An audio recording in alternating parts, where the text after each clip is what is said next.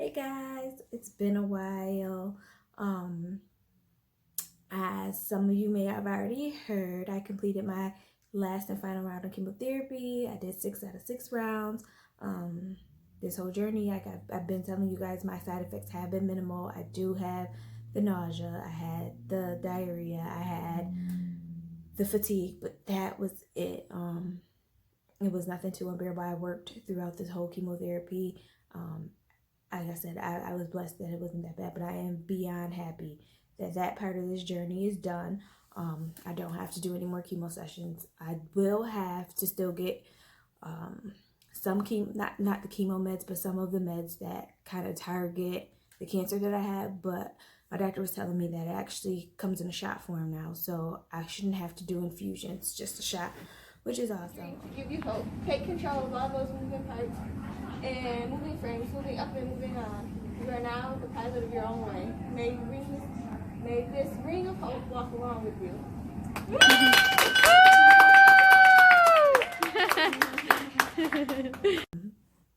The next part of this journey is surgery. I do have several surgeries coming up.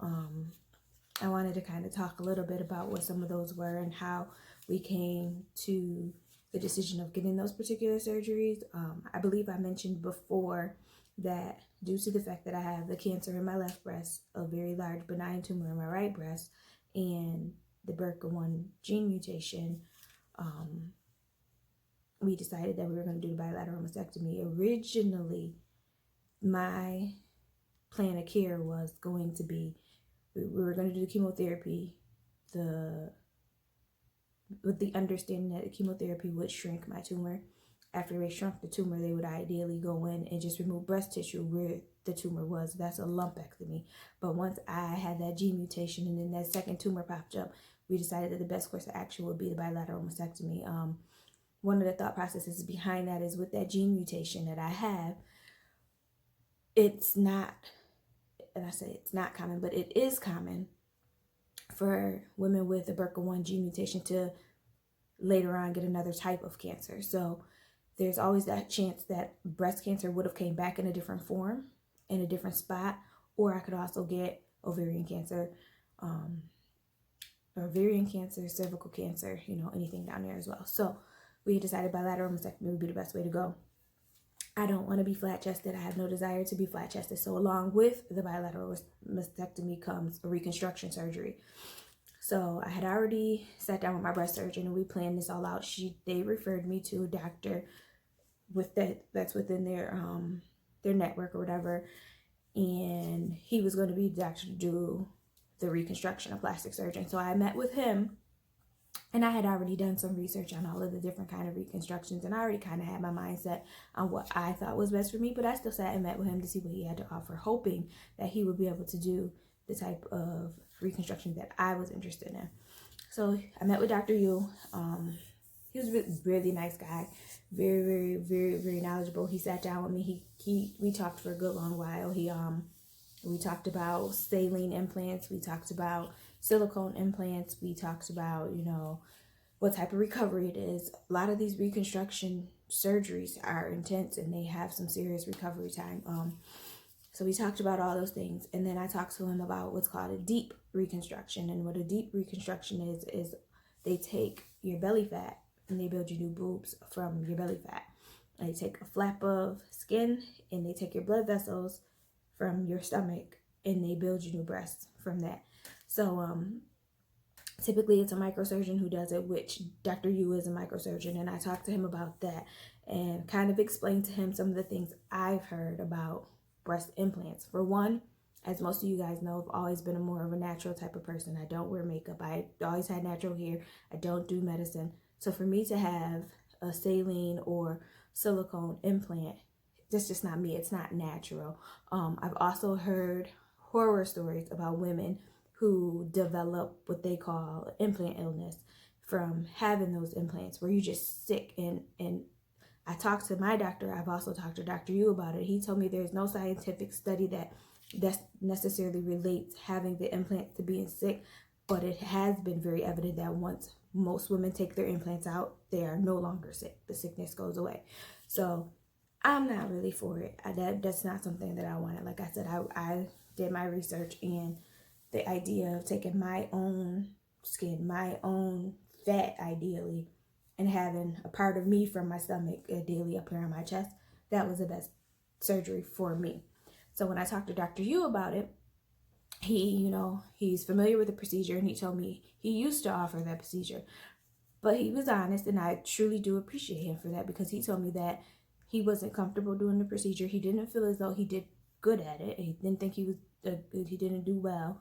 So he decided to no longer offer that procedure.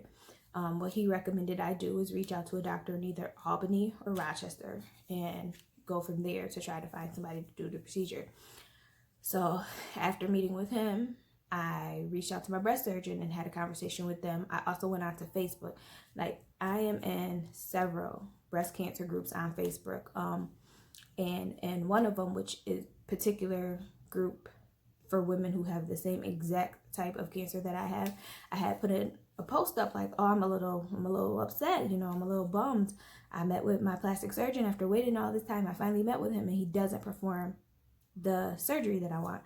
He recommended that I travel somewhere, about an hour away from home to get this procedure done. And one of the women in there was like, hey, why don't you post where you're from? Because there may be somebody else in this group who had that procedure, and they may be from where you're from and can recommend who to go to.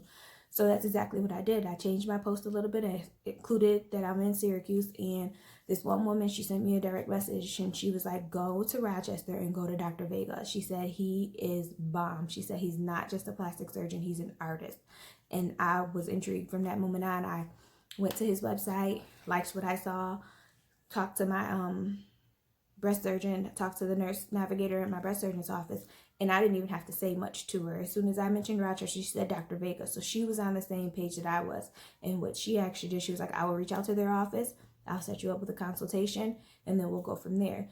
So my breast surgeon here in Syracuse actually put in that referral, put in that consultation, and got me a pretty quick appointment with Dr. Vega in Rochester. So I ended up taking the day off from work. My husband and I drove to Rochester. We went to Dr. Vega. His practice is a smaller practice. It was actually a really nice little spot. I met with several people there, actually, a breast surgeon there and he's a plastic surgeon. So typically what happens is the breast surgeon and the plastic surgeon work hand in hand. I was explained originally that what would happen is the breast surgeon will work on one breast and remove all of the fat and tissue from the one breast. And then when she's doing one breast, the plastic surgeon is doing the other. So they kind of work hand in hand at the same time in the operating room.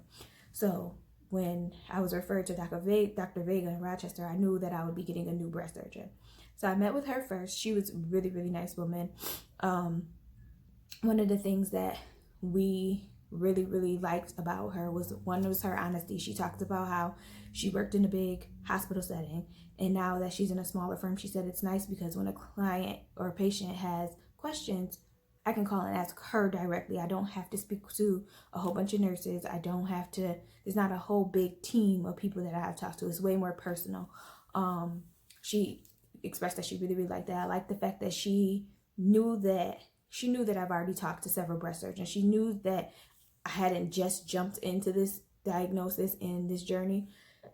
And she told me, one of the things she kept saying, which I respect. She said, I know you already heard this, but I want you to hear it again from me and let me explain it to you the way that we do things. And she broke down the whole entire procedure to me. She explained to me that she will take the breast. She explained to me about how they check my lymph nodes. So with cancer, a lot of the times, if it's going to spread to the rest of your body, it starts by going through your lymph nodes and your underarms. Through this whole journey, I've had had several ultrasounds as well as an MRI of my lymph nodes. They haven't seen anything that looks cancerous, but when they operate, they are going to test the lymph nodes as well to see if any cancer has began to spread. So she kind of gave me a breakdown on how that's going to go. She gave me a breakdown on recovery. She gave a breakdown of everything. She was really, really nice.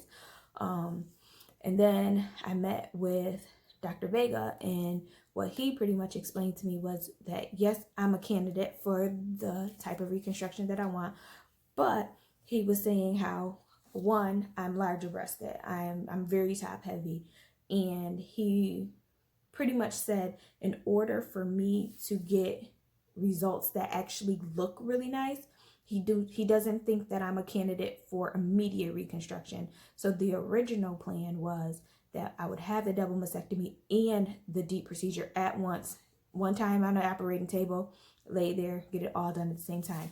Instead, Dr. Vega has suggested and said that he thinks it would be best if I have the double mastectomy and then come back for the reconstruction at a later date. And he said with us doing it that way, he can exactly map out every incision, everything that he needs the breast surgeon to do in order to get the best results. He also explained to me something that I did not know, and I don't know how many of you women know this, but he explained to me that a lot of women, when they have children, tear their abdominal muscles and don't know it. I had no idea mine was torn, and most women I've talked to had no idea theirs was torn either. But most women tear their abdominal muscles, they separate, and they don't go back. So a lot of times when you have that little pudge after you have a baby, no matter how much you work out, no matter what you do, your abs just don't look right and you still got that pudge. That's because your abdominal muscles have separated and they are still separated. So one of the things he explained, he wants to fix that. He also, like I said, he wants to map out exactly how the breast surgeon does every single incision, how she stitches me back up, because that's going to make for a better appearance when he does reconstruction. And he also said that because my breasts are so large, that I have this area here that's large, and he needs this to be a bit smaller in order for this reconstruction to look right. My preference, as well as what he said based on the amount of fat that I have, I'm going to be a smaller cup. So to take all of this boob skin, ideally, he just needs something a little bit smaller to work with in order for the results to look the best, which I can respect it. I mean, it wasn't exactly what I wanted to hear, because I thought I was going to get it all done in one shot, but I'm okay with that. So my double mastectomy was actually scheduled for December 29th of this year. So right after Christmas, we'll be going to Rochester and I'll be having that done. I will be flat chested for a while until we schedule the second surgery. I don't know when that's going to be. And especially in a time of COVID where Buffalo, Rochester, Syracuse, we're all cold or orange level, orange zone, whatever it's called, orange zone. We're all orange zone. So a lot of hospitals are already beginning to cancel those reconstruction, the elective surgeries, they call them, because plastic surgery isn't necessary. So with COVID, they're not going to cancel my double mastectomy. That's needed because of my cancer. And a lot of the times what happens is 3 weeks after that last chemo, that's when women have that surgery. So for me, that takes us to the end of December. So that won't get canceled, but I don't know when the reconstruction is going to be. So I have those. Those are 2 surgeries I know for a fact it's coming up. The bilateral mastectomy, she told me to expect 2 weeks recovery time. There's like no driving, no nothing. They said that I'll have some drains. I'll need a lot of help, especially with the boys, because I won't be able to pick them up. I won't be able to do any of that stuff. But 2 weeks for that, and then who knows when. I know it's going to be sometime in 2021. I believe Dr. Vega said maybe until like March of 2021 will be when I have that second surgery.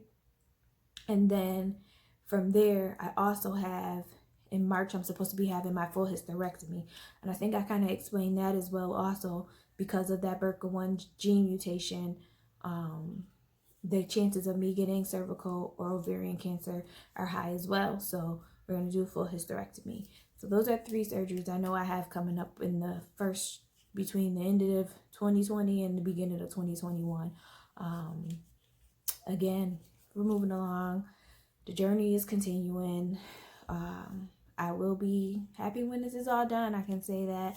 But we're getting there. We're getting there. One procedure, one medication at a time, but we're getting there. I think that was pretty much it. I don't think I had anything else this year. If I can think of anything else, or I'll be back with something else. I don't know. Thank you guys for riding this wave with me, this journey. Let's keep it going.